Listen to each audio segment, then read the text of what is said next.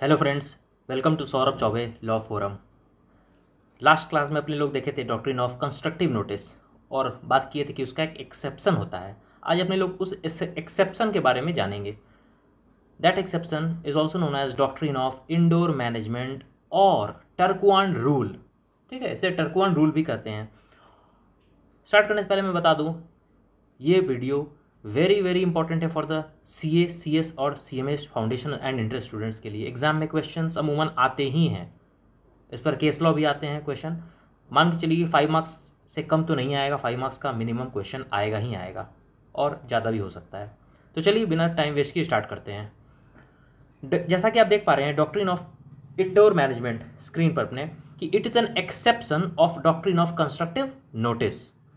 The doctrine of constructive notice does in no sense mean that outsiders are deemed to have notice of internal affairs of the company.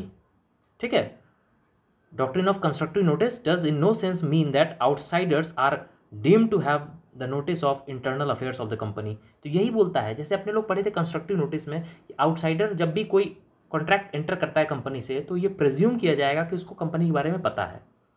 भले वो MOA AOA पढ़ा हो या ना पढ़ा हो, उससे मतलब नहीं है, इट इज़ द मटीरियल, लेकिन उसको कंपनी के बारे में नॉलेज पहले से है, ये माना जाएगा। लेकिन उस माना जाएगा उस बात को कैसे नलीफाई किया गया एक लैंडमार्क केस में के थ्रू, जो कि था द रॉयल ब्रिटिश बैंक। ठीक है, द रॉयल, ये देखिए, the royal British bank versus the Turquand. ठीक है, अब ये क्या है, ये देखिए, ये कंपनी है, ये देखिए कंपनी, और एक है यहाँ पर इधर royal British bank. Company railway company थी, ठीक है, और रॉयल ब्रिटिश बैंक देख तो ऐसा रहा है, बैंक लग रहा है कि खा जाएगा कंपनी को। अच्छा, कंपनी भी इधर भी इसी तरह देख रहा लगता है ये बैंक को खा जाएगा। अब भैया क्यों ऐसा कर रहे हो, अच्छे से बात करो ना। चलो देखते हैं क्या है। आइए, क्या हुआ कि कंपनी ने बॉन्ड इशू किया 2000 पाउंड का। ठीक है, कंपनी यूके की थी, यूके में पाउंड चलता है तो नॉर्मल है, पाउंड 2000 का बॉन्ड इसने इशू किया और बैंक से लोन लिया बॉन्ड इशू करके। ठीक है, फाइनेंस करवाया बैंक से, तो लोन गिवन बाय बैंक। अब ये रॉयल ब्रिटिश बैंक ने किसको दिया, कंपनी को 2000 पाउंड का लोन दे दिया, उसके बदले में कंपनी ने बॉन्ड दिया। अब क्या है कि कुछ दिन बाद कंपनी का फाइनेंशियल पोजीशन अच्छा नहीं रहा और कंपनी लिक्विडेशन में चला गया। ठीक है, तो अपने लोग जानते हैं लिक्विडेशन मतलब क्या होता है, कि कंपनी का डेट्स ज़्यादा हो गया एसेट्स से। ठीक है, asset is less than debt. तो इस केस में क्या हुआ, अब in the AOA articles of association of the company it was mentioned that the directors had power to borrow money up to the limit as decided by the share holders in the general meeting. क्या हुआ कि AOA में ये बात लिखा हुआ था कि डायरेक्टर कंपनी का बोरो कर सकता है रुपया बैंक से, लेकिन कितना बोरो कर सकता है ये डिसाइड करेगा कौन, शेयर होल्डर्स जनरल मीटिंग में। ठीक है, तो अब जब बैंक के पास ये लोग AOA लेके पहुंचा, क्योंकि बैंक लोन देने से पहले तो AOA MOA चेक करेगा ना, ऐसे थोड़ा ना किसी को कोई लोन दे देता है कि मुंह उठा के आए लोन दे दिए चल गए हो गया, ऐसा थोड़ा ना होता है। तो bank, royal British bank gave loan on belief that it was internal matters as far as limit is concerned and the authority to borrow money was given by AOA। ठीक है, बैंक ने क्या किया, चेक किया कि AOA में power दिया हुआ है कि नहीं। बैंक ने देख पढ़ा, अच्छा हाँ AOA, इसमें लिखा हुआ है कि the directors of the company are authorised to borrow certain sum of money from the bank or public financial institution. तो bank gave loan on the pretext of that what is mentioned in the what was mentioned in the AOA। ठीक है, अब लेकिन कितना amount ये तो share holder decide करेगा ना, जनरल मीटिंग में रेटिफाई करेगा कि हाँ ये इतना अमाउंट। लेकिन डायरेक्टर्स कंपनी ने क्या किया, 2000 पाउंड का लोन ले लिया बैंक से। बैंक दे भी दिया इसी बिलीफ पर कि हाँ डायरेक्टर पास पावर अथॉरिटी है, क्योंकि वो ऑथराइज किया गया AOA के थ्रू। ठीक है, अब शेयर होल्डर्स क्या डिसाइड करे, कितना फिक्स करे अमाउंट, इससे बैंक को क्या मतलब है। तो ये तो कंपनी का इंटरनल मैटर है ना कि, लेकिन कंपनी का जो एक्सटर्नल मैटर है वो तो AOA में लिखा हुआ है कि बोरो कर सकता है, वो पावर दिया गया, लेकिन कितना कर सकता है that is an internal matter. ठीक है, तो अब कंपनी जब लिक्विडेट हुआ तो ये मिस्टर टर्कुआन, यहाँ देख रहे हैं आप नाम, इस जगह मिस्टर टर्कुआन, नाम तो सुनने में ऐसा लग रहा है कहाँ का महाराजा है मिस्टर टर्कुआन। ठीक है, ये देखिए महाराजा को मिस्टर टर्कुआन, ये क्या है, ऑफिशियल लिक्विडेटर। लिक्विडेटर तभी अपॉइंट करते हैं जब कंपनी लिक्विडेशन में जाता है, वही सेटलमेंट करता है जो कंपनी लिक्विडेट हो रहा है। ठीक है, तो मिस्टर टर्कुआन वहाँ बैंक के पास पहुँचा और बोलने लगा कि नहीं मेरे को, मैं कैसे दूँ आपको, आपने 2000 लोन दिया था मेरे को लेकिन मेरे को अथॉरिटी नहीं था, ये वो बोलने लगा। लेकिन बैंक बोलता नहीं, मेरे को तो 2000 पूरा चाहिए, 2000 पाउंड पूरा चाहिए। मैटर दोनों डिस्प्यूट हुआ, ठीक है।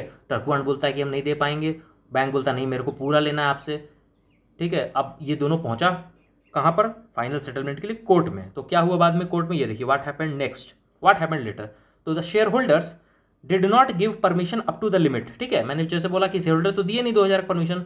तो and when company went into liquidation RBB demanded back the loan of 2000, ये तो मैंने बता चुका आप, क्योंकि आरबीबी मतलब रॉयल ब्रिटिश बैंक ने 2000 अपना वापस मांगा। तो कोर्ट का क्या रूलिंग आया, ये लैंडमार्क जजमेंट है। कोर्ट ने बोला yes it was held that RBB can recover 2000, RBB can recover 2000 from the company since, यहां पर देखिए क्या है कि bond was valid, bond was valid, there was no requirement to look into the company's internal working, ठीक है। कि bank को क्या मतलब है कंपनी का इंटरनल वर्किंग क्या है, बात सही है। कंपनी को अथॉरिटी तो एओए को दिया था, एओए ने उसे सर्टिफाई कर दिया कि हाँ बैंक के पास, सॉरी मतलब डायरेक्टर्स के पास पावर है बोरो करने का। तो ये तो एओए में लिखा ही हुआ था, तो बैंक उसी के बिलीव पर दे दिया लोन। लेकिन अब कितना कर सकता है that is an internal matter, court ने बोला, ठीक है। तो अब इससे अब क्या समझ में आता है, इस रूल से बेनिफिट किसको मिला, who is benefited from this rule, outsiders, ठीक है। और कौन लॉस में आ गया यहाँ पर, तो कंपनी। तो आपको ये नहीं लग रहा है, अब हम लोग लास्ट वीडियो में पढ़े थे कि वहां पर कंस्ट्रक्टिव नोटिस में बेनिफिट किसको मिलता था, कंपनी को, कंपनी को। लेकिन लॉस में कौन था, वहां आउटसाइडर। लेकिन यहां जस्ट रिवर्स हो गया, ठीक है। तो this is known as doctrine of indoor management, ठीक है। डॉक्ट्रिन ऑफ इंडोर मैनेजमेंट इसी को कहते हैं अपने लोग। लेकिन मैंने जैसे कहा था कि कंस्ट्रक्टिव नोटिस का भी कुछ एक्सेप्शन होता है। अब आप सोचिए कि अगर मान लीजिए कंपनी बैंक के पास या आरबीबी के पास, ठीक है, बैंक को पहले से पता था कि डायरेक्टर लोग फ्रॉड में इन्वॉल्व है, ठीक है। तो क्या उस केस में इसको इंडोर मैनेजमेंट वाला बेनिफिट मिल पाएगा बैंक को, बिल्कुल नहीं। अगर बैंक को पहले से पता है या उसको भनक लग गया, ठीक है, कि कंपनी में जो डायरेक्टर है या कंपनी खुद फ्रॉड में इन्वॉल्व है या फिर अबेटमेंट टू फ्रॉड में इन्वॉल्व है, ठीक है, तो उस केस में अगर उसके बावजूद अगर बैंक ने लोन दिया तो इस केस में बैंक भी जिम्मेदार होगा। तब वहां पर उसको प्रोटेक्शन इंडोर मैनेजमेंट वाला नहीं मिलेगा, ठीक है। तो that is known as exception, that is known as exception. तो क्या क्या एक्सेप्शन है जरा अपने लोग देखते हैं। एक्सेप्शन क्या है, ये देखिए एक्सेप्शन है सबसे पहला सस्पिशन और इरेगुलरिटी, सस्पिशन और इरेगुलरिटी। अब सस्पिशन और इरेगुलरिटी मतलब क्या है, प्रोटेक्शन ऑफ टर्कुआंड रूल, मतलब वही doctrine of indoor management, when circumstances surrounding the contract are suspicious and therefore invite inquiry. माने बैंक ने इंक्वायरी करना था लेकिन नहीं किया, उसके बाद बावजूद अगर लोन दे दिया, तब उस केस में तो फिर भैया बैंक जिम्मेदार होगा, ठीक है। उस केस में कौन जिम्मेदार होगा, बैंक जिम्मेदार होगा। अब यहां पर देखिए नेक्स्ट, यहां पर है क्या, आगे पढ़ते हैं हम लोग। सेकंड है फॉर्जरी। फॉर्जरी मतलब जैसे शेयर होल्डर्स को शेयर सर्टिफिकेट दिया जाता है अलॉटमेंट के बाद, ठीक है। अब उस शेयर सर्टिफिकेट में कम से कम 2 डायरेक्टर का साइन होना चाहिए।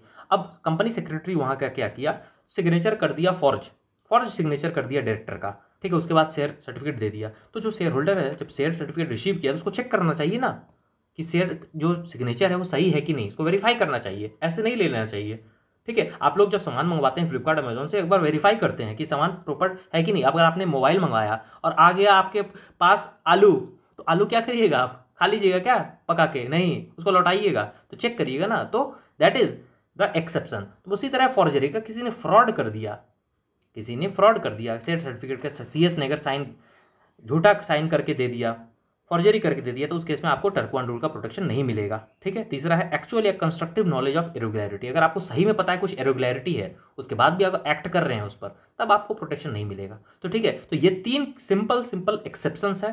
पहला सस्पिशन है और irregularity, second forgery, and third actual और कंस्ट्रक्टिव नॉलेज ऑफ इरेगुलरिटी, ठीक है। तो ये एक्सेप्शन इज वेरी इंपॉर्टेंट। तो this is known as the doctrine of indoor management, ठीक है। होपफुली आपको समझ में आया होगा। अगर समझ में आया हो तो इसे आप शेयर करिए वीडियो को, ताकि नॉलेज अपडेट हो। लाइक सब्सक्राइब मैं नहीं बोलूँगा, सब्सक्राइब कर सकते हैं आप अगर आप चाहें तो। लाइक सोल डिस्क्रिप्शन आपका है। लास्ट में जाते जाते मैं बोलूँगा, it is not always the teacher who teaches, it is actually the student who learns. Thank you very much. All the best for your exams.